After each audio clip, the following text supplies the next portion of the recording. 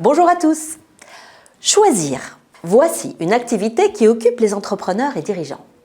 Face à un choix qui se présente sous forme de dilemme ou bien d'alternative, je précise, le dilemme c'est en gros faire le choix A ou ne pas le faire, par exemple prolonger ou pas une période d'essai, alors que l'alternative c'est choisir entre A ou B, par exemple recruter telle personne plutôt que telle autre. Et bien face à un dilemme ou une alternative, un grand nombre de facteurs entrent en jeu et génèrent à notre insu une emprise qui nous pousse spontanément vers une option plutôt que l'autre. 3 clés vont être nécessaires pour pouvoir sortir le décideur de cette emprise et exercer pleinement son libre arbitre. Première clé, prendre de la distance. Si je veux faire évoluer une situation, mon jugement est instantanément influencé par des biais liés à mon vécu. Or, il existe des éléments factuels encore cachés dans ma réflexion que je risque de ne jamais prendre en compte si je ne prends pas le temps de lister à la fois les données objectives qui me manquent et les paramètres qui m'influencent.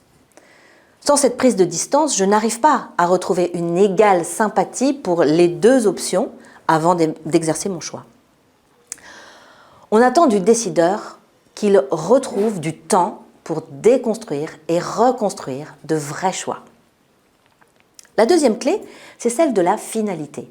Le dirigeant doit pouvoir orienter ses choix selon la réponse à cette question: sur quelle finalité mes actions s'alignent-elles? La finalité, c'est ce que l'entreprise veut voir accomplir au bout du bout. C'est un ancrage qui oriente toute son action et sur lequel le décideur peut sereinement fonder toute décision importante. Par exemple, apporter la santé par l'alimentation au plus grand nombre ou rendre la mobilité durable accessible à tous sont des finalités, des raisons d'être de grandes entreprises. Une finalité a beaucoup plus de crédit si elle est tournée vers les autres, si elle ouvre un horizon et si elle donne envie de s'engager avec enthousiasme.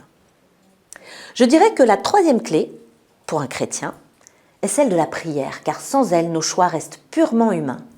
Jésus nous a enseigné la bonne façon de prier et la place de la prière dans toute son action. Prier avec persévérance, confiance, sincérité et simplicité pour être en accord avec la volonté de Dieu et non avec nos seules certitudes humaines. Se laisser bousculer par Dieu dans la prière devrait être le sport favori des décideurs chrétiens de notre monde économique pour pouvoir rester celle de la terre. Voici donc nos 3 clés: distance, finalité et prière. De quoi vous aider à faire vos choix. À bientôt pour une prochaine chronique, si Dieu le veut.